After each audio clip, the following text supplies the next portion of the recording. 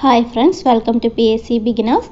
നമ്മുടെ ഇന്നത്തെ ക്ലാസ് വന്നിട്ട് നമ്മുടെ കേരളത്തിലെ സാമൂഹിക മത നവോത്ഥാന പ്രസ്ഥാനങ്ങളെ കുറിച്ചിട്ടാണ്. ശരിക്കും പറഞ്ഞാൽ ഇന്ന് അതിൻ്റെ ഒരു ഇൻട്രൊഡക്ഷൻ ക്ലാസ്സാണ്. എന്തുകൊണ്ടാണ് ഇങ്ങനെയുള്ള സംഘടനകൾ അല്ലെങ്കിൽ ഇങ്ങനെയുള്ള വ്യക്തികൾ ഉണ്ടാവാൻ കാരണമായത്, അത് എന്തൊക്കെയാണ് എന്നുള്ളതാണ് ഇന്നത്തെ ക്ലാസ്സിൽ ആദ്യമായി പറയാൻ പോകുന്നത്. കൂടെ തന്നെ SCERTയിലെ നമ്മുടെ 6ാം ക്ലാസ് ടെക്സ്റ്റ് ബുക്കിൽ കുറച്ച് ഭാഗങ്ങളും കൂടി ഞാൻ ഇതിൽ ഉൾപ്പെടുത്തിയിട്ടുണ്ട്. അപ്പോൾ നമുക്ക് ക്ലാസ്സിലേക്ക് കടക്കാം. ഫസ്റ്റ്, എന്താണ് സാമൂഹിക മത നവോത്ഥാന പ്രസ്ഥാനങ്ങൾ എന്നതിനെ കുറിച്ചിട്ടാണ് നമ്മൾ ആദ്യത്തെ ക്ലാസ്സിൽ പറയാൻ പോകുന്നത്. 7ാം ക്ലാസ്സിലെ SCERT ടെക്സ്റ്റ് ബുക്കിൽ നിന്നുള്ള കുറച്ച് ഭാഗങ്ങളാണ് ഞാൻ ഇതിൽ ഉൾപ്പെടുത്തിയിട്ടുള്ളത്. പണ്ട് കാലത്ത് ജാതി വ്യവസ്ഥയുമായി ബന്ധപ്പെട്ടിട്ടുള്ള അനേകം സാമൂഹിക തിന്മകളും അതുപോലെ അവസര നിഷേധങ്ങളും ചൂഷണങ്ങളും എല്ലാം നമ്മുടെ കേരളത്തിൽ നിലനിന്നിട്ടുണ്ടായിരുന്നു. വസ്ത്രത്തിൻ്റെ പേരിലായാലും ജോലിയുടെ പേരിലായാലും പാർപ്പിടത്തിൻ്റെ പേരിലായാലും ഭാഷയുടെ പേരിലായാലും തുടങ്ങിയ പല കാര്യങ്ങളിലും വിവേചനം പ്രകടനമായിരുന്നു. വസ്ത്രത്തിൻ്റെ പേരിൽ പറയണമെന്ന് പറഞ്ഞാൽ സ്ത്രീകൾക്ക് മാറുമറയ്ക്കാനുള്ള അവകാശങ്ങൾ ഉണ്ടായിരുന്നില്ല, അല്ലേ, താഴ്ന്ന ജാതിയിലുള്ള സ്ത്രീകൾക്ക്. അതുപോലെ ജോലിയുടെ കാര്യത്തിലാണ് പറഞ്ഞാൽ നമുക്കറിയാം, ഈഴവർക്കൊന്നും സർക്കാർ ജോലികളിലൊന്നും അവസരം ലഭിച്ചിരുന്നില്ല. അതുപോലെ പാർപ്പിടത്തിൻ്റെ പേരിലാണെങ്കിലോ അവർക്ക് സ്വന്തമായിട്ട് സ്ഥലമില്ലാത്തത് കൊണ്ട് തന്നെ എവിടെയും വീട് കെട്ടി താമസിക്കാനുള്ള കഴിയില്ലായിരുന്നു. അങ്ങനെ അവർക്ക് വീട് കെട്ടണം എങ്കിൽ തന്നെ ജന്മിമാരോട് അവർക്ക് എന്ത് ചെയ്യണമായിരുന്നു, അവരുടെ അനുവാദം കിട്ടണമായിരുന്നു. അങ്ങനെ അവർ വീട് കെട്ടി അതിൽ താമസിച്ചാലും എല്ലാ തവണയും അവർക്ക് എന്ത് ചെയ്യണം, അതിനുവേണ്ടി നികുതി നൽകേണ്ടിയിരുന്നു. അതുപോലെ ഭാഷയുടെ പേരിലായാലും നമുക്കറിയാമല്ലേ, എന്തിൻ്റെ പേരിലാണ് മലയാളി മെമ്മോറിയൽ വന്നത്? തമിഴ് ബ്രാഹ്മണന്മാരുടെ തിരുവിതാംകൂറിലെ മേൽക്കോയ്മയ്ക്കെതിരെയാണ് നമ്മുടെ മലയാളി മെമ്മോറിയൽ വന്നത്. അങ്ങനെ പല കാര്യങ്ങളിലും വസ്ത്രം, ജോലി, പാർപ്പിടം, ഭാഷ തുടങ്ങിയ പല കാര്യങ്ങളിലും എന്തുണ്ടായിരുന്നു, വിവേചനം പ്രകടമായിട്ടുണ്ടായിരുന്നു. അതുപോലെ സ്ത്രീകൾക്കൊന്നും അവസര സമത്വം ഉണ്ടായിരുന്നില്ല, അല്ലെ. സ്ത്രീകളെല്ലാം വീട്ടിൽ തന്നെ അടങ്ങിക്കിടക്കണം എന്നുള്ളതാണ്. അടുക്കളയിൽ നിന്ന് അരങ്ങത്തേക്ക് എന്നുള്ള ഭട്ടതിരിപ്പാടിൻ്റെ അതിൽ വ്യക്തമായി അത് പറയുന്നുണ്ട്, അല്ലേ. ഓക്കെ, അങ്ങനെ സാമൂഹികാവസ്ഥ നിലനിന്നിരുന്നത് കൊണ്ടാണ് സ്വാമി വിവേകാനന്ദൻ നമ്മുടെ കേരളത്തെ എന്തെന്ന് വിളിച്ചത്, ഭ്രാന്താലയം എന്ന് വിളിച്ചിട്ടുണ്ടായിരുന്നത്. ഓക്കെ, ഇനി നമുക്ക് വൈകുണ്ഠ സ്വാമികളെ കുറിച്ച് നോക്കാം. കേരളത്തിലെ ആദ്യകാല സാമൂഹിക പരിഷ്കർത്താക്കളിൽ ഒരാളായിരുന്നു വൈകുണ്ഠ സ്വാമികൾ എന്ന് പറയുന്നത്. അദ്ദേഹം ജനിച്ചത് കന്യാകുമാരിയിലെ ശാസ്താംകോയിലാണ് വൈകുണ്ഠ സ്വാമികൾ ജനിച്ചിട്ടുണ്ടായിരുന്നത്. സവർണ ജാതിക്കാർ ഉപയോഗിച്ചിരുന്ന കിണറുകളിൽ നിന്നും വെള്ളം കോരാനൊന്നും താഴ്ന്ന ജാതിക്കാർക്ക് അവകാശമുണ്ടായിരുന്നില്ല. ഈ കാലഘട്ടത്തിൽ എല്ലാ ജാതിക്കാർക്കും എല്ലാ ജാതിയിൽപ്പെട്ടവർക്കും വെള്ളം കോരാൻ കിണറുകൾ കുഴിച്ച് ഐത്തത്തിനെതിരെ ദുരാചാരത്തെ വൈകുണ്ഠ സ്വാമികൾ എന്ത് ചെയ്തു, വെല്ലുവിളിച്ചു. താഴ്ന്ന ജാതിക്കാർക്ക്, എല്ലാ ജാതിക്കാർക്കും വേണ്ടി വെള്ളം കോരാൻ വേണ്ടി കിണറുകൾ കുഴിച്ചത് ആരാണ്? വൈകുണ്ഠ സ്വാമികളാണ്. അതുപോലെ ഭക്ഷ്യവസ്തുക്കളായ അരി, ചെറുപയർ, കായ്കറി തുടങ്ങിയവ ശേഖരിച്ച് പാകം ചെയ്ത് അവർണ സവർണ വ്യത്യാസം കൂടാതെ ഒരു പന്തിയിലിരുന്ന് ആഹാരം കഴിക്കുന്ന സമപന്തി ഭോജനവും സംഘടിപ്പിച്ചു. അപ്പോൾ കിണർ കുഴിച്ചു, അവർണർക്കായി കിണർ കുഴിച്ചു, സമപന്തി ഭോജനം എന്നിവ ആരുമായി ബന്ധപ്പെട്ടതാണ്? വൈകുണ്ഠ സ്വാമികളുമായി ബന്ധപ്പെട്ടതാണ്. മേൽമുണ്ട് ധരിക്കൽ നിരോധനത്തിനെതിരെ ശബ്ദമുയർത്തി, ക്ഷേത്രപ്രവേശന നിരോധനത്തിനെതിരെ ശബ്ദമുയർത്തി. ഇത്തരം സാമൂഹിക പരിഷ്കരണ പ്രവർത്തനങ്ങൾക്ക് വേണ്ടി സമത്വ സമാജം എന്നീ സംഘടന സ്ഥാപിച്ചു. മേൽമുണ്ട് സമരവുമായി ബന്ധപ്പെട്ടത് ആരാണ്? വൈകുണ്ഠ സ്വാമികളാണ്. അദ്ദേഹത്തിൻ്റെതാണ് സമത്വ സമാജം എന്ന് പറയുന്നത്. തിരുവിതാംകൂറിലെ അവർണ വിഭാഗത്തിൽപ്പെട്ട ചാന്നാർ സ്ത്രീകൾക്ക് മുട്ടിന് താഴെ എത്തും വിധം മുണ്ടെടുക്കാനും മേൽമുണ്ട് ധരിക്കാനുമുള്ള അവകാശത്തിനു വേണ്ടി നടന്ന ചാന്നാർ ലഹളയ്ക്ക് സ്വാമിയുടെ പ്രവർത്തനങ്ങൾ എന്തുണ്ടായി? പ്രചോദനമായി. അതുപോലെ വേല ചെയ്താൽ കൂലി കിട്ടണം എന്ന സ്വാമിയുടെ നിലപാടും ജനങ്ങളെ സ്വാധീനിക്കുകയുണ്ടായി. ബ്രിട്ടീഷ് ഭരണത്തിനോടുള്ള എതിർപ്പ് നീച ഭരണം എന്ന പ്രയോഗത്തിലൂടെ അദ്ദേഹം പ്രകടിപ്പിച്ചു. ഇതൊരു ഇൻട്രൊഡക്ഷൻ ക്ലാസ് ആയതുകൊണ്ടാണ് അദ്ദേഹത്തിൻ്റെ ജനനവും മറ്റു കാര്യങ്ങളൊന്നും പറയാത്തത്. അപ്പോൾ നമുക്ക് ടെക്സ്റ്റ് ബുക്ക് സീരീസ് പോലെ ടെക്സ്റ്റ് ബുക്കത്തെ കാര്യങ്ങൾ പറഞ്ഞിട്ട് പോകാം.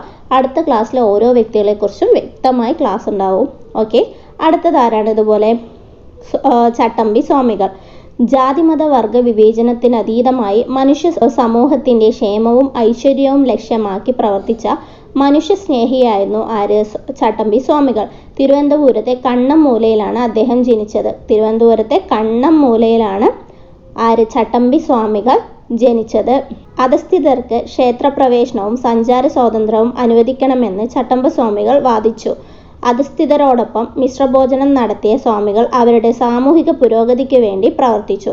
മിശ്രഭോജനം നടത്തിയത് ചട്ടമ്പിസ്വാമികളും സമപന്തി ഭോജനം ചെയ്തത് വൈകുണ്ഠസ്വാമികളുമാണ്. സമൂഹത്തിൽ നിലനിന്നിരുന്ന ബ്രാഹ്മണ മേധാവിത്വത്തെ ചട്ടമ്പിസ്വാമികൾ എതിർത്ത് സാമൂഹിക പരിഷ്കരണ പ്രവർത്തനങ്ങളിൽ എല്ലാ വിഭാഗങ്ങളിലുമായി അദ്ദേഹം യോജിച്ചു പ്രവർത്തിച്ചു. ഉപനിഷത്തുകളിലും വേദങ്ങളിലും അദ്ദേഹത്തിന് ആഴമുള്ള അറിവുണ്ടായിരുന്നു. വേദാധികാര നിരൂപണം, പ്രാചീന മലയാളം എന്നിവ അദ്ദേഹത്തിൻ്റെ പ്രധാന കൃതികളാണ്.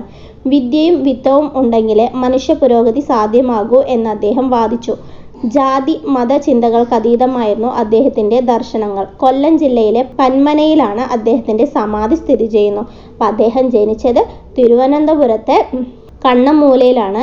അദ്ദേഹത്തിൻ്റെ സമാധി ഉള്ളത് കൊല്ലം ജില്ലയിലെ പന്മലയിലാണ്. ചട്ടമ്പിസ്വാമിയുടെ യഥാർത്ഥ പേര് എന്ന് പറയുന്നത് അയ്യപ്പൻ എന്നാണ്. യഥാർത്ഥ പേര് അയ്യപ്പൻ എന്നാണ്. ഗുരുകുല വിദ്യാഭ്യാസ കാലത്ത് ക്ലാസ് നിയന്ത്രണത്തിന് ചട്ടങ്ങൾ നടപ്പിലാക്കാനുള്ള ചുമതല ഗുരുനാഥൻ അയ്യപ്പനെ ഏൽപ്പിച്ചു. ചട്ടങ്ങൾ നടപ്പിലാക്കാൻ ചുമതലയുള്ളയാൾ എന്ന അർത്ഥത്തിലാണ് ചട്ടമ്പി എന്ന പേര് വന്നത്. അങ്ങനെയാണ് അയ്യപ്പൻ പിൽക്കാലത്ത് ചട്ടമ്പി സ്വാമികളായി മാറിയത്. അപ്പം അദ്ദേഹത്തിൻ്റെ യഥാർത്ഥ പേരെന്നാണ് അയ്യപ്പൻ എന്നതായിരുന്നു. ഇനി നമുക്ക് അതുപോലെ നോക്കാനുള്ള ഒരു വ്യക്തിയാണ് ആര് എന്ന് പറയുന്നത് ശ്രീനാരായണ ഗുരു. ഒരു ജാതി, ഒരു മതം, ഒരു ദൈവം മനുഷ്യന്. മതം ഏതായാലും മനുഷ്യൻ നന്നായാൽ മതി. വിദ്യ കൊണ്ട് പ്രബുദ്ധരാവുക, സംഘടന കൊണ്ട് ശക്തരാവുക. മനുഷ്യരുടെ വേഷം, ഭാഷ, മതം എന്നിവ വ്യത്യസ്തമായാലും അവരുടെ ജാതി ഒന്നായതുകൊണ്ട് അന്യോന്യം വിവാഹവും പന്തിഭോജനവും ചെയ്യുന്നതിന് യാതൊരു ദോഷവുമില്ല. ഇതെല്ലാം ആര് പറഞ്ഞതാണ്? ശ്രീനാരായണ ഗുരു പറഞ്ഞതാണ്. ജാതി വ്യവസ്ഥ ഇല്ലാതാക്കുക എന്നതായിരുന്നു ഗുരുവിൻ്റെ പ്രവർത്തനങ്ങളുടെ പ്രധാന ലക്ഷ്യം. സർവമത സാഹോദര്യത്തിനു വേണ്ടി അദ്ദേഹം ഏറെ പ്രയത്നിച്ചു. ആലുവയിൽ അദ്ദേഹം വിളിച്ചു ചേർത്ത സർവമത സമ്മേളനത്തിൽ കവാടത്തിൽ ഗുരു ഇങ്ങനെ കുറിച്ചു: വാദിക്കാനും ജയിക്കുവാനുമല്ല, അറിയാനും അറിയിക്കുവാനുമാണ് ഈ സമ്മേളനം. എവിടെയാണ്? ആലുവയിൽ അദ്ദേഹം വിളിച്ചു ചേർത്ത സർവമത സമ്മേളനത്തിൻ്റെ കവാടത്തിലാണ് ഗുരു ഇങ്ങനെ കുറിച്ചത്. എങ്ങനെ? വാദിക്കാനും ജയിക്കാനുമല്ല, അറിയാനും അറിയിക്കുവാനുമാണ് ഈ സമ്മേളനം. ഇത് ക്വസ്റ്റ്യൻ ചോദിച്ചിട്ടുണ്ട്. എവിടെയാണ് എഴുതിയത്? എവിടെ വെച്ചിട്ടാണ് ഇത് പറഞ്ഞത് എന്ന്? ആലുവയിലെ സർവമത സമ്മേളനത്തിൽ വെച്ചിട്ടാണ് പറഞ്ഞത്. വാദിക്കാനും ജയിക്കാനുമല്ല, അറിയാനും അറിയിക്കുവാനാണെന്നും. അതുപോലെ മനുഷ്യത്വമാണ് മനുഷ്യൻ്റെ ജാതി എന്ന ഗുരുവിൻ്റെ പ്രഖ്യാപനം കേരള സമൂഹത്തിൽ നവചലനങ്ങൾ സൃഷ്ടിച്ചു. ഒരു പരിഷ്കൃത സമൂഹത്തെ രൂപപ്പെടുത്തുക എന്നതായിരുന്നു ഗുരുവിൻ്റെ ലക്ഷ്യം. അധസ്ഥിത ജനതയുടെ സാമൂഹിക ഉന്നമനം ആശയപ്രചരണങ്ങളിലൂടെ മാത്രം നേടാവുന്ന ഒന്നല്ല എന്ന് ഗുരുവിന് അറിയാമായിരുന്നു. ദാരിദ്ര്യ നിർമ്മാർജ്ജന പരിപാടികളിലൂടെ സാമൂഹിക മാറ്റത്തിന് പ്രായോഗികമായി ഗുരു ശ്രമിച്ചു. വ്യവസായശാലകൾ സ്ഥാപിച്ച് ജനങ്ങൾക്ക് ജോലി നൽകാൻ അദ്ദേഹം നിർദ്ദേശിച്ചു. അക്കാലത്ത് നിലനിന്നിരുന്ന പുളിക്കുടി, തിരണ്ടു കല്യാണം, താലികെട്ട് കല്യാണം തുടങ്ങിയ ദുരാചാരങ്ങൾക്കെതിരെ അദ്ദേഹം ജനങ്ങളെ ബോധവൽക്കരിപ്പിച്ചു. ആർഭാടവും അമിത വ്യയവും ഒഴിവാക്കി ലളിത ജീവിതം നയിക്കാൻ ഉപദേശിച്ചു. ഗുരു സന്ദേശങ്ങൾ പ്രചരിപ്പിക്കാനും നടപ്പിലാക്കാനും വേണ്ടി 1903 സ്ഥാപിക്കപ്പെട്ടതാണ് ശ്രീനാരായണ ധർമ്മ പരിപാലന യോഗം. അപ്പോൾ ശ്രീനാരായണ ധർമ്മ പരിപാലന യോഗം സ്ഥാപിച്ചത് എപ്പോഴാണ് എന്ന് ചോദിച്ചാൽ 1903 സ്ഥാപിക്കപ്പെട്ടതാണ്. തിരുവനന്തപുരം ജില്ലയിലെ ചെമ്പഴന്തിയിലാണ് ശ്രീനാരായണ ഗുരു ജനിച്ചത്. ആത്മോപദേശ ശതകം, ദർശനമാല, ദൈവദശകം എന്നിവ ഗുരുവിൻ്റെ പ്രധാന കൃതികളാണ്. അപ്പോൾ എവിടെയാണ് ജനിച്ചത്? തിരുവനന്തപുരം ജില്ലയിലെ ചെമ്പഴന്തിയിൽ ജനിച്ചു. അദ്ദേഹത്തിൻ്റെ കൃതിയാണ് ആത്മോപദേശ ശതകം, ദർശനമാല, ദൈവദശകം എന്നിവ. സാമൂഹിക നവോത്ഥാന രംഗത്ത് ഗുരുവിൻ്റെ സംഭാവനകൾ രവീന്ദ്രനാഥ ടാഗോർ, മഹാത്മാഗാന്ധി തുടങ്ങിയവരുടെ പ്രശംസയ്ക്ക് പാത്രമായി. അതുപോലെ വിദ്യാലയം, പ്രധാന ദേവാലയം. ശ്രീനാരായണ ഗുരു നടത്തിയ ക്ഷേത്രപ്രതിഷ്ഠകൾ ജാതി വ്യവസ്ഥയുടെ അടിത്തറ ഇളക്കുന്നതായിരുന്നു. അരുവിപ്പുറത്തെ ശിവലിംഗ പ്രതിഷ്ഠ, കാരമുക്ക് ക്ഷേത്രത്തിലെ ദീപപ്രതിഷ്ഠ, ശിവഗിരിയിലെ ശാരദാ പ്രതിഷ്ഠ എന്നിവ അവയിൽ പ്രധാനപ്പെട്ടതായിരുന്നു. ആലപ്പുഴ ജില്ലയിലെ കളവങ്കോടത്തായിരുന്നു ഗുരു നടത്തിയ അവസാന പ്രതിഷ്ഠ. ഓം എന്നെഴുതിയ കണ്ണാടിയാണ് അവിടെ പ്രതിഷ്ഠിച്ചത്. ക്ഷേത്രങ്ങളുടേതിന് തുല്യമായ പ്രാധാന്യം വിദ്യാലയങ്ങൾക്കു നൽകിയ ഗുരു ഇങ്ങനെ പറഞ്ഞു: ഇനി ക്ഷേത്ര നിർമ്മാണമല്ല, വിദ്യാലയ നിർമ്മാണമാണ് ജനതയ്ക്ക് വേണ്ടത്. പ്രധാന ദേവാലയം വിദ്യാലയം തന്നെയാവണം. അപ്പോൾ ഇതിൽ പറഞ്ഞിരിക്കുന്നത് അദ്ദേഹം അരുവിപ്പുറത്ത് എന്താണ് സ്ഥാപിച്ചത്? ശിവലിംഗ പ്രതിഷ്ഠയും അതുപോലെ കാരമുക്ക് ക്ഷേത്രത്തിൽ ദീപപ്രതിഷ്ഠയും ശിവഗിരിയിലെ ശാരദാ പ്രതിഷ്ഠയും പറഞ്ഞു. അതുപോലെ ആലപ്പുഴ ജില്ലയിലെ കളവങ്കോടത്ത് നടത്തിയതായിരുന്നു അവസാന പ്രതിഷ്ഠ എന്ന് പറയുന്നത്. അതെന്താണ്? ഓം എന്നെഴുതിയ കണ്ണാടിയാണ്. ഇനി അതുപോലെ ഒരു പ്രധാനപ്പെട്ട വ്യക്തിയാണ് അയ്യങ്കാളി എന്ന് പറയുന്നത്. അധസ്ഥിതരുടെ ഉന്നമനത്തിനു വേണ്ടി പ്രയത്നിച്ച പരിഷ്കർത്താവായിരുന്നു അയ്യങ്കാളി. സാമൂഹിക അസമത്വങ്ങൾ പരിഹരിക്കാനും അധസ്ഥിതരുടെ സാമൂഹിക നില മെച്ചപ്പെടുത്തുന്നതിനുമുള്ള ഒരു മൂലധനമാണ് വിദ്യാഭ്യാസം എന്ന് അദ്ദേഹം തിരിച്ചറിഞ്ഞു. അദ്ദേഹം 1904 അധസ്ഥിതർക്ക് വേണ്ടി ഒരു വിദ്യാലയം ആരംഭിച്ചു. അപ്പോഴാണ് 1904 അദ്ദേഹം ഒരു വിദ്യാലയം ആരംഭിച്ചത്. അദ്ദേഹത്തിൻ്റെ വാക്കുകളാണ്: ഞങ്ങളുടെ കുട്ടികൾക്ക് പഠിക്കാൻ സൗകര്യം നൽകിയില്ലെങ്കിൽ കാണായ പാഠങ്ങളിലെല്ലാം മുട്ടിപ്പൊല്ല് കുരിപ്പിക്കും. അധസ്ഥിത വിഭാഗത്തിലെ വിദ്യാർത്ഥികൾക്ക് വിദ്യാഭ്യാസം നിഷേധിച്ചപ്പോൾ അയ്യങ്കാളി നടത്തിയ പ്രഖ്യാപനമാണിത്. അദ്ദേഹം ജനിച്ചത് തിരുവനന്തപുരം ജില്ലയിലെ വെങ്ങാനൂരിലാണ്. അപ്പോൾ അയ്യങ്കാളി, അതുപോലെ ശ്രീനാരായണ ഗുരു, ചട്ടമ്പിസ്വാമി എന്നിവരെല്ലാം ജനിച്ചത് എവിടെയാണ്? തിരുവനന്തപുരത്താണ്. ചട്ടമ്പിസ്വാമി ജനിച്ചത് എവിടെയാണെന്ന് ചോദിച്ചാൽ തിരുവനന്തപുരത്തെ കണ്ണമൂലയിലാണ്. ശ്രീനാരായണ ഗുരു ജനിച്ചത് എവിടെയാണെന്ന് ചോദിച്ചാൽ തിരുവനന്തപുരം ജില്ലയിലെ ചെമ്പഴന്തിയിലാണ്. അതുപോലെ അയ്യങ്കാളി ജനിച്ചത് തിരുവനന്തപുരം ജില്ലയിലെ വെങ്ങാനൂരിലാണ് അദ്ദേഹം ജനിച്ചത്. സാമൂഹിക പരിഷ്കരണ പ്രവർത്തനങ്ങൾക്ക് വേണ്ടി അദ്ദേഹം സ്ഥാപിച്ച സംഘടനയാണ് സാധുജന പരിപാലന സംഘം. അപ്പോൾ അദ്ദേഹം സ്ഥാപിച്ച സംഘടന ഏതാണ്? അയ്യങ്കാളി സ്ഥാപിച്ചത് സാധുജന പരിപാലന സംഘമാണ്. അവർണജാതിക്കാർക്ക് പൊതുനിരത്തുകളിലൂടെയുള്ള സഞ്ചാര സ്വാതന്ത്ര്യം, അധസ്ഥിത വിഭാഗങ്ങളിൽപ്പെട്ട കുട്ടികൾക്ക് സ്കൂൾ പ്രവേശനം, തൊഴിലെടുക്കുന്നവർക്ക് കൂലി വർധന എന്നിങ്ങനെ ഈ സംഘടനയുടെ ലക്ഷ്യമായിരുന്നു. അധസ്ഥിത വിഭാഗങ്ങളുടെ നേതാവെന്ന നിലയിൽ പ്രസിദ്ധനായ അയ്യങ്കാളി ശ്രീമൂലം പ്രജാസഭയിൽ അംഗമായി. അയ്യങ്കാളിയുടെ പ്രവർത്തനങ്ങളെ ഗാന്ധിജി പ്രകീർത്തിച്ചു. ഇനി അദ്ദേഹത്തിൻ്റെ കാലത്തെ പ്രധാനപ്പെട്ട പ്രവർത്തനമാണ് കല്ലുമാല സമരവും വില്ലുവണ്ടിയിലെ ചരിത്രയാത്രയുമാണ്. 1893 വെങ്ങാനൂരിലെ പൊതു വഴിയിലൂടെ ഒരു വില്ലുവണ്ടിയിൽ യാത്ര ചെയ്ത അയ്യങ്കാളി സാമൂഹിക വിലക്കുകളെ ലംഘിച്ചു. അധസ്ഥിതരുടെ സഞ്ചാര സ്വാതന്ത്ര്യത്തിന് തുടക്കം കുറിച്ച അയ്യങ്കാളി തിരുവിതാംകൂറിലെ മുഖ്യ നിരത്തുകളിലൂടെ വില്ലുവണ്ടിയിൽ സഞ്ചരിച്ച് ചരിത്രം സൃഷ്ടിച്ചു. അപ്പോൾ വില്ലുവണ്ടി യാത്ര എപ്പോഴായിരുന്നു? 1893.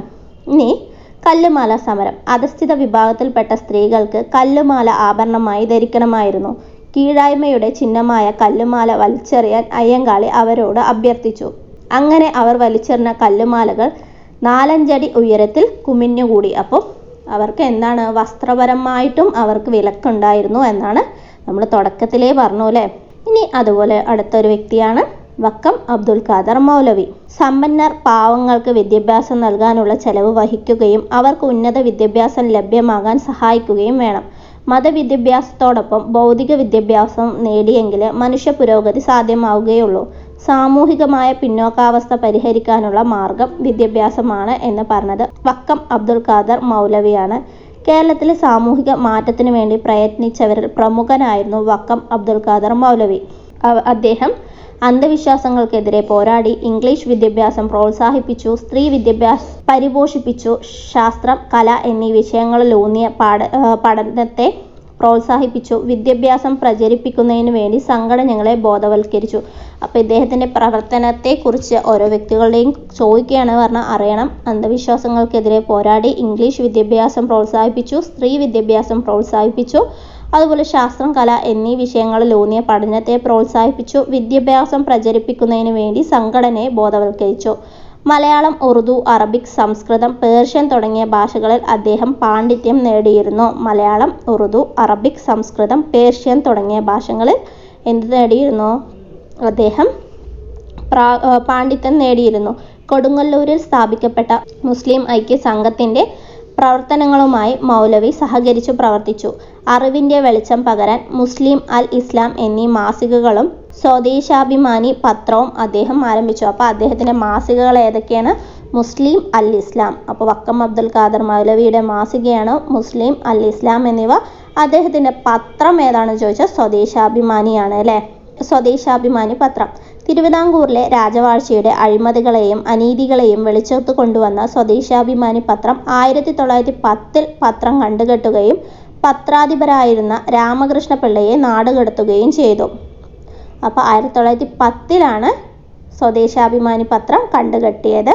പ്രസ് മടക്കി കിട്ടാനുള്ള ശ്രമം നടത്താൻ നിർബന്ധിച്ചപ്പോൾ എൻ്റെ പത്രാധിപരെ കൂടാതെ എനിക്ക് പത്രം എന്തിന്, അച്ചുകൂടം എന്തിന് എന്ന നിലപാടാണ് സ്വദേശാഭിമാനി പത്രത്തിൻ്റെ സ്ഥാപകനായ വക്കം അബ്ദുൽ ഖാദർ മൗലവി സ്വീകരിച്ചത്. അപ്പോൾ ആരാണ് അത് പറഞ്ഞത്?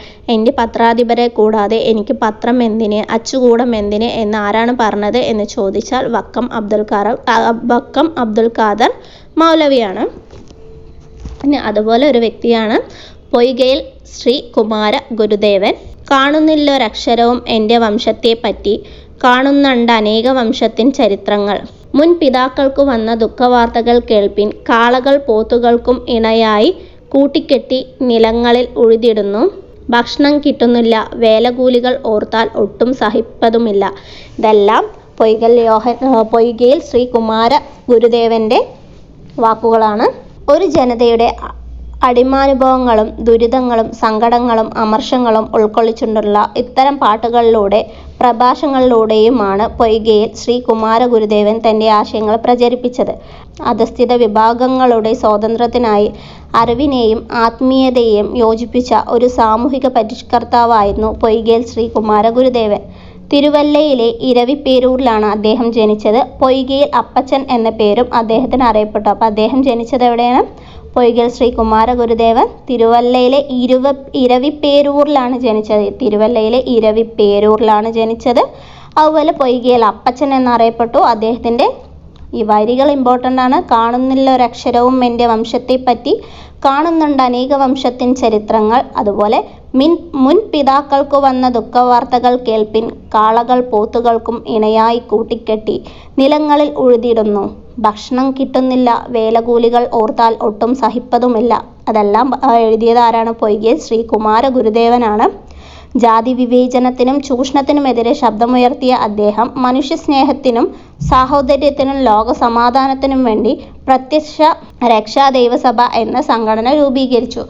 അപ്പോൾ പ്രത്യക്ഷ രക്ഷാ ദൈവസഭ രൂപീകരിച്ചത് പൊയ്കയിൽ ശ്രീ കുമാര ഗുരുദേവനാണ്. ഒരു സാമൂഹിക മാറ്റത്തിന് വേണ്ടി പ്രവർത്തിച്ച ശ്രീ കുമാര ഗുരുദേവൻ 2 തവണ ശ്രീമൂലം പ്രജാസഭയിൽ അംഗമായി. നമ്മൾ നേരത്തെ വേറൊരാളിനെയും കൂടി ശ്രീമൂലം പ്രജാസഭയിൽ അംഗമായിരുന്നു എന്ന് പറഞ്ഞു. ആരാണ്? അയ്യങ്കാളിയാണ്. അതുപോലെ സംഘടനകളെ കുറിച്ച് പറഞ്ഞപ്പോൾ ശ്രീനാരായണ ഗുരുവിൻ്റെ SNDP കുറിച്ച് പറഞ്ഞു. അയ്യങ്കാളിയുടെ സാധുജന പരിപാലന സംഘത്തെക്കുറിച്ച് പറഞ്ഞു. അതുപോലെ വക്കം അബ്ദുൽ ഖാദർ മൗലവിയുടെ മുസ്ലിം ഐക്യസംഘത്തിൽ അദ്ദേഹം ഉണ്ടായിരുന്നു എന്ന് പറഞ്ഞു. അതുപോലെയാണ് പൊയ്കയിൽ ശ്രീ കുമാര ഗുരുദേവൻ്റെ പ്രത്യക്ഷ രക്ഷാ ദൈവസഭ. ഇനി യുദ്ധവിരുദ്ധ ജാഥ. 1-ാം ലോകയുദ്ധകാലത്ത് മാരാക്കുളം എന്ന സ്ഥലത്ത് നിന്ന് കുളത്തൂർ കുന്നിലേക്ക് ശ്രീ കുമാര ഗുരുദേവൻ്റെ നേതൃത്വത്തിൽ ഒരു യുദ്ധവിരുദ്ധ ജാഥ നടത്തുകയുണ്ടായി. സമാധാനം, ലോകത്തിന് സമാധാനം എന്ന മുദ്രാവാക്യം മുഴക്കിക്കൊണ്ടാണ് ജാഥ നടത്തിയത്. ഈ സമാധാന ജാഥയെ ബ്രിട്ടീഷ് ഗവൺമെൻറ്റിനെതിരായി നീക്കമായി വ്യാഖ്യാനിക്കുകയും അദ്ദേഹത്തെ അറസ്റ്റ് ചെയ്യുകയും ചെയ്തു. അപ്പോൾ 1-ാം ലോകമഹായുദ്ധ കാലത്ത് മാങ്കുളം എന്ന സ്ഥലത്ത് നിന്ന് കുളത്തൂർ കുന്നിലേക്ക് യുദ്ധം നടത്തിയത് ആരാണ്? ശ്രീ കുമാര ഗുരുദേവനാണ്. എവിടെ നിന്ന് എവിടം വരെയാണ്? മാരാക്കുളം മുതൽ കുളത്തൂർ കുന്നിലേക്കാണ്. മലബാറിലെ സാമൂഹിക അനാചാരങ്ങൾക്കെതിരായ പ്രവർത്തനങ്ങൾക്ക് നേതൃത്വം നൽകിയവരിൽ പ്രമുഖനായിരുന്നു വാഗ്ഭടാനന്ദൻ. ഏകദൈവ വിശ്വാസം ഉയർത്തിപ്പിടിച്ച വാഗ്ഭടാനന്ദൻ അന്ധവിശ്വാസങ്ങൾ, അർത്ഥശൂന്യമായ ചടങ്ങുകൾ എന്നിവയ്ക്കെതിരെ ജനങ്ങളെ ബോധവൽക്കരിക്കാൻ ആത്മവിദ്യാ സംഘം സ്ഥാപിച്ചു. അപ്പോൾ വാഗ്ഭടാനന്ദൻ സ്ഥാപിച്ചതാണ് ആത്മവിദ്യാ സംഘം. സാമൂഹിക പരിഷ്കരണത്തോടൊപ്പം ദാരിദ്ര്യ നിർമ്മാർജ്ജനത്തിനും സ്ത്രീ പുരുഷ സമത്വത്തിനും അദ്ദേഹം പ്രാധാന്യം നൽകി. അപ്പോൾ ദാരിദ്ര്യ നിർമ്മാർജ്ജനത്തിനും സ്ത്രീ പുരുഷ സമത്വത്തിനും പ്രാധാന്യം നൽകിയ വ്യക്തി, ആത്മവിദ്യാ സംഘം സ്ഥാപിച്ചത്, ഏകദൈവ വിശ്വാസം ഉയർത്തിപ്പിടിച്ചത് എല്ലാം ചെയ്തത് ആരാണ് എന്ന് ചോദിച്ചാൽ വാഗ്ഭടാനന്ദനാണ്. സ്ത്രീ പുരുഷ സമത്വത്തിലേക്ക് കേരള സമൂഹത്തിൽ നിലനിന്നിരുന്ന ജാതി വ്യവസ്ഥയും പുരുഷാധിപത്യ കാഴ്ചപ്പാടും മൂലം വിവിധ വിഭാഗങ്ങളിൽപ്പെട്ട സ്ത്രീകളുടെ കഷ്ടതയും അവശതകളും വ്യത്യസ്ത സ്വഭാവത്തിലുള്ളതായിരുന്നു. നമ്പൂതിരി സ്ത്രീകൾക്ക് വീടിനുള്ളിൽ ഒതുക്കപ്പെട്ടു. തൊഴിലെടുക്കുന്ന അവർണ വിഭാഗത്തിൽപ്പെട്ട സ്ത്രീകൾ സവർണരിൽ നിന്നാണ് ചൂഷണവും സാമൂഹിക വിവേചനവും അനുഭവപ്പെട്ടത്. അപ്പോൾ നമ്പൂതിരി സ്ത്രീകൾക്ക് വീട്ടിനുള്ളിൽ തന്നെ അടഞ്ഞിരിക്കേണ്ടി വന്നു. ബാക്കിയുള്ളവർക്ക് സവർണരിൽ നിന്ന് ചൂഷണം നേരിടുകയുണ്ടായി. സ്ത്രീകൾക്ക് നേരിട്ട ഇത്തരം ചൂഷണങ്ങൾക്കും വിവേചനത്തിനും അസമത്വത്തിനുമെതിരെ സാമൂഹിക പരിഷ്കർത്താക്കൾ ശബ്ദമുയർത്തി. കാസർഗോഡ് ജില്ലയിലെ ചീമേനിയിൽ നടന്ന തോൽവിറക് സമരവും കണ്ണൂർ ജില്ലയിലെ കണ്ടക്കൈ ഗ്രാമത്തിൽ കണ്ടക്കൈ കുഞ്ഞാക്കമ്മയുടെ നേതൃത്വത്തിൽ നടന്ന മേച്ചിൻപുൽ സമരവും സ്ത്രീകളാണ് നയിച്ചത്. അപ്പോൾ കാസർഗോഡ് നടന്ന തോൽവിറകും അതുപോലെ കണ്ണൂർ ജില്ലയിലാണ് എന്ത് നടന്നത്, കണ്ടക്കൈ ഗ്രാമത്തിലാണ് മേച്ചിൻപുല്ല് സമരം നടന്നത്. കണ്ടക്കൈ കുഞ്ഞാക്കമ്മയുടെ നേതൃത്വത്തിലാണ്. അതുപോലെ നമ്പൂതിരി സമുദായത്തിൽ സ്ത്രീകൾ അനുഭവിച്ചിരുന്ന അസമത്വത്തിനും വിവേചനത്തിനുമെതിരെ ആ സമുദായത്തിൽ തന്നെയുള്ള VT ഭട്ടതിരിപ്പാട്, MR ഭട്ടതിരിപ്പാട് മുതലായവർ നടത്തിയ പ്രവർത്തനങ്ങൾ വലിയ മാറ്റമുണ്ടാക്കി. നമ്മൾ ക്ലാസ്സിൻ്റെ തുടക്കത്തിൽ തന്നെ VT ഭട്ടതിരിപ്പാടിൻ്റെ കാര്യം പറഞ്ഞു. VTയുടെ അടുക്കളയിൽ നിന്ന് അരങ്ങത്തേക്ക്, അതുപോലെ പ്രേംജിയുടെ ഋതുമതി എന്നീ നാടകങ്ങൾ നമ്പൂതിരി സ്ത്രീകളുടെ പരിതാപകരമായ അവസ്ഥ പൊതുസമൂഹത്തിന് മുന്നിൽ തുറന്നുകാട്ടി. നമ്പൂതിരി സ്ത്രീകളെ സ്വയം പ്രാപ്തരാക്കാനുള്ള പ്രവർത്തനങ്ങൾക്ക് നേതൃത്വം കൊടുത്തവരാണ് ആര്യപ്പള്ളം, ദേവകി നരിക്കാട്ടിരി, പാർവതി നേന്മേനി മംഗലം എന്നിവർ. ഓക്കെ, അപ്പോൾ ആരൊക്കെയാണ്? ആര്യപ്പള്ളം, ദേവകി നരിക്കാട്ടിരി, പാർവതി നേര്യമംഗലം എന്നിവർ നമ്പൂതിരി സ്ത്രീകൾക്ക് വേണ്ടി പ്രവർത്തിച്ച വ്യക്തികളാണ്. സ്ത്രീ വിവേചനത്തിനും തൊഴിൽ ചൂഷണത്തിനുമെതിരായി കൂലി കൂടുതൽ, വസ്ത്രധാരണം എന്നിവയ്ക്ക് വേണ്ടിയും പുതിയ ആശയങ്ങൾ രൂപപ്പെടുകയുണ്ടായി. ഇത് സ്ത്രീ പുരുഷ സമത്വത്തിൽ അധിഷ്ഠിതമായ ആധുനിക ജനാധിപത്യ കാഴ്ചപ്പാടിൽ രൂപീകൃതമായി.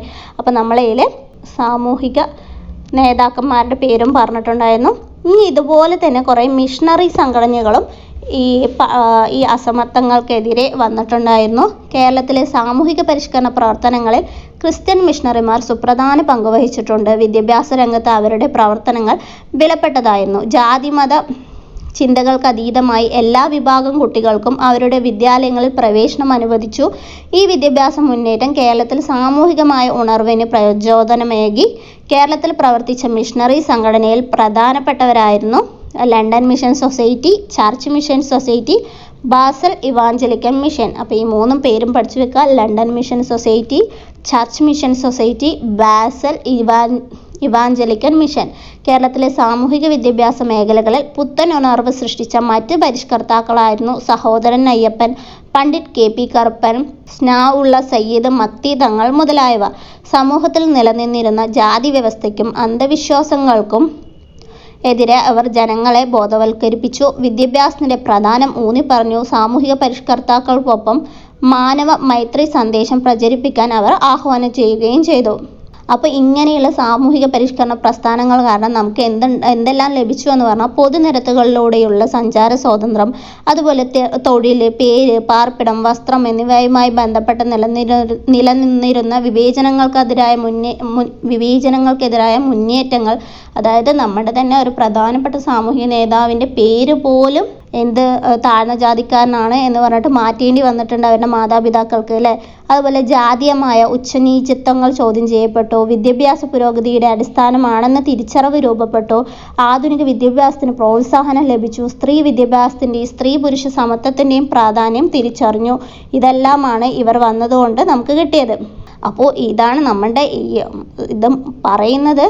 നമ്മൾ ഇന്ന് പറഞ്ഞത് ഈ നവകേരള സൃഷ്ടിക്കായി എന്നുള്ള 7ാം ക്ലാസ്സിലെ ചാപ്റ്ററിൽ നിന്ന് മാത്രമാണ് ഇത്രയും കാര്യങ്ങൾ നമുക്ക് ഉൾക്കൊണ്ടിരിക്കുന്നത്. അപ്പോൾ അത് കൂടാതെ നമ്മൾ ഇവരെക്കുറിച്ചൊക്കെ കുറേ പറയാനുണ്ട്. അപ്പോൾ നമ്മളൊരു ഇൻട്രൊഡക്ഷൻ ക്ലാസ് എന്നാണ് പറഞ്ഞത്, അല്ലേ? അപ്പോൾ ഇത് വരാൻ വേണ്ടിയിട്ട് നമ്മുടെ തിരുവിതാംകൂറിലെ പുതിയ ഭരണപരിഷ്കാരങ്ങളായാലും, അതുപോലെ തന്നെ ബ്രിട്ടീഷുകാരുടെ വരവോടെ ആയാലും, ടിപ്പുവിൻ്റെ ആക്രമണമായാലും എല്ലാം എന്തിന് സഹായിച്ചിട്ടുണ്ട്? ഇതുപോലെയുള്ള സംഘടനകൾ വരാൻ സഹായിച്ചിട്ടുണ്ട്. അപ്പോൾ അതിൽ നമുക്ക് കുറച്ച് കാര്യങ്ങൾ പറയാം. തിരുവിതാംകൂറിൽ അലോപ്പതി ചികിത്സാ സമ്പ്രദായം ആരംഭിച്ചത് ആരാണ്? ഗൗരി ലക്ഷ്മിബായി ആണ്, അല്ലേ? ഗൗരി ലക്ഷ്മിബായി ആണ് എന്ത് കൊണ്ടുവന്നത്? തിരുവിതാംകൂറിൽ അലോപ്പതി ചികിത്സാ സമ്പ്രദായം കൊണ്ടുവന്നത്. അതുപോലെ അവർണ ജാതിക്കാർക്ക് വേണ്ടിയിട്ടാണ് പ്രധാനമായിട്ട് ഈ ശുചീന്ദ്രം കൈമുടക്കുക, ഈ തിളച്ച എണ്ണയിൽ കൈമുക്കുന്ന സമ്പ്രദായം കൊണ്ടുവന്നത്, അല്ലേ? തിളച്ച എണ്ണയിൽ കൈമുക്കിയ എല്ലാവരുടെ കൈയും പൊള്ളും, പക്ഷേ ഇത് താഴ്ന്ന ജാതിക്കാർക്കാണ് ഉണ്ടായിരുന്നത്. ആ ശുചീന്ദ്രം കൈമുക്ക അവസാനിപ്പിച്ചത് ആരാണ്? സ്വാതി തിരുനാളാണ്. അതുപോലെ സർക്കാർ ആഭിമുഖ്യത്തിൽ തിരുവിതാംകൂറിൽ ഇംഗ്ലീഷ് വിദ്യാഭ്യാസം ആരംഭിച്ച രാജാവാണ് സ്വാതി തിരുനാൾ. അപ്പോൾ ഇംഗ്ലീഷ് വിദ്യാഭ്യാസമാരാണ്? സ്വാതി തിരുനാളാണ്. മലബാറിൽ വിദ്യാഭ്യാസ വ്യാവസായിക പുരോഗതിക്ക് നേതൃത്വം കൊടുത്ത മിഷനറി സംഘടനയാണ് BEM എന്ന് പറയുന്നത്, ബേസൽ ഇവാഞ്ചലിക്കൽ മിഷൻ. ഇത് നമ്മൾ ഈ ചാപ്റ്ററിൽ പറഞ്ഞു. അതുപോലെ പ്രാഥമിക വിദ്യാഭ്യാസം സൗജന്യമാക്കിയ തിരുവിതാംകൂർ ഭരണാധികാരിയാണ് റാണി ഗൗരി പാർവതിബായ്. അപ്പോൾ വിദ്യാഭ്യാസം പാർവതി എന്ന് ഓർത്തു വയ്ക്കാം. പിന്നോക്ക സമുദായത്തിലെ കുട്ടികൾക്ക് സർക്കാർ വിദ്യാലയങ്ങളിൽ പ്രവേശനം അനുവദിച്ച രാജാവാണ് ശ്രീ മൂലം തിരുനാൾ. മൂലം തിരുനാളാണ് എന്ത് ചെയ്തത്? മൂലമാണ് എന്ത് കിട്ടിയത്? കുട്ടികൾക്ക് സർക്കാർ വിദ്യാലയത്തിൽ, പിന്നോക്ക സമുദായത്തിലെ കുട്ടികൾക്ക് സർക്കാർ വിദ്യാലയങ്ങളിൽ പ്രവേശനം അനുവദിച്ചത്. അതുപോലെ ചാന്നാർ സ്ത്രീകൾക്ക് മാറുമറക്കാനായി അധികാരം നൽകിയ രാജാവാണ് ഉത്രം തിരുനാൾ മാർത്താണ്ഡവർമ്മ. 1817 തിരുവിതാംകൂർ പ്രൈമറി വിദ്യാഭ്യാസം സൗജന്യമാക്കിക്കൊണ്ട് വിളംബരം പുറപ്പെടുവിച്ച ഭരണാധികാരിയാണ് റാണി ഗൗരി പാർവതിബായി. അപ്പോൾ ചാന്നാർ സ്ത്രീകൾക്ക് മാറുമറക്കാനായി അധികാരം നൽകിയത് ഉത്രം തിരുനാൾ മാർത്താണ്ഡവർമ്മയാണെന്ന് പറഞ്ഞു. അപ്പോൾ അതുമായി ബന്ധപ്പെട്ട നേതാവിനെ നമ്മൾ പറഞ്ഞു. ആരാണ് പറഞ്ഞത്? ആ നേതാവാണ് വൈകുണ്ഠസ്വാമികൾ അല്ലേ. വിദ്യാഭ്യാസം ഗവൺമെന്റിന്റെ ഉത്തരവാദിത്തമാണെന്ന് പ്രഖ്യാപിച്ച സമയത്ത് ഭരണാധികാരിയാണ് റാണി ഗൗരി പാർവതിബായി. വിദ്യാഭ്യാസം ഗവൺമെന്റിന്റെ ഉത്തരവാദിത്തമാണെന്ന് ആരാ പ്രഖ്യാപിച്ചത്? റാണി ഗൗരി പാർവതിബായി. വിദ്യാഭ്യാസവുമായി ബന്ധപ്പെട്ട് പാർവതിയാണെന്ന് ഓർത്തു വയ്ക്കുക.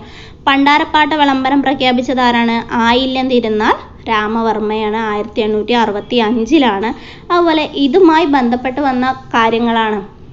ഈ മതനവോത്ഥാന പ്രസ്ഥാനങ്ങൾ വന്നപ്പോൾ എന്തൊക്കെ ഉണ്ടായി, ഇങ്ങനെ ചൂഷണത്തിനെതിരായി എന്തൊക്കെ വന്നു എന്നാണ് ഈ പറയുന്നതല്ലോ. ഇതിനുശേഷം ഇതെല്ലാം വ്യക്തമായൊരു ക്ലാസ് വേറെ ഉണ്ടാവും. ഓക്കെ.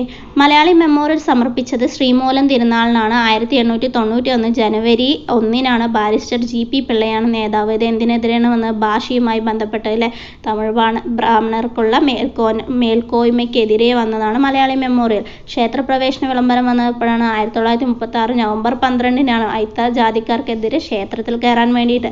അതുപോലെ മലബാറിൽ ക്ഷേത്രപ്രവേശന വിളംബരം നടത്തിയത് 1947 ജൂൺ 2 കൊച്ചിയിലാണെങ്കിൽ 1947 ഡിസംബർ 20. അതുപോലെ ഈഴവ മെമ്മോറിയൽ, മലയാളി മെമ്മോറിയലിന് ശേഷം വന്നതാണ് ഈഴവ മെമ്മോറിയൽ. ഡോക്ടർ പൽപ്പു ആണ് 1896. അത് 91, ഇത് 96 വന്നത്.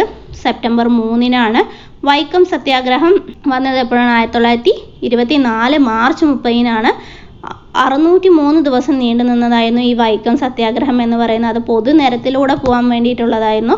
1925 നവംബർ 23 ഇത് അവസാനിച്ചത്. ഇതിന് നേതൃത്വം നൽകിയത് TK മാധവനാണ്. പാലിയൻ സത്യാഗ്രഹം ഇതുപോലെ ആ നിരത്തുകൾ ഉപയോഗിക്കാൻ വേണ്ടിയുള്ളതായിരുന്നു. 1947 ഡിസംബർ 4 പാലിയൻ സത്യാഗ്രഹം. അതിൻ്റെ നേതാവ് ആരാണെന്ന് ചോദിച്ചു പറഞ്ഞാൽ C കേശവനാണ്. ഇനി നമുക്ക് ഈ സമത്വ സമാജം സ്ഥാപിച്ചത് വൈകുണ്ഠസ്വാമികൾ. ആദ്യത്തെ കേരളത്തിലെ സാമൂഹിക പരിഷ്കരണ പ്രസ്ഥാനമാണ് ഈ സമത്വ സമാജം എന്ന് പറയുന്നത്.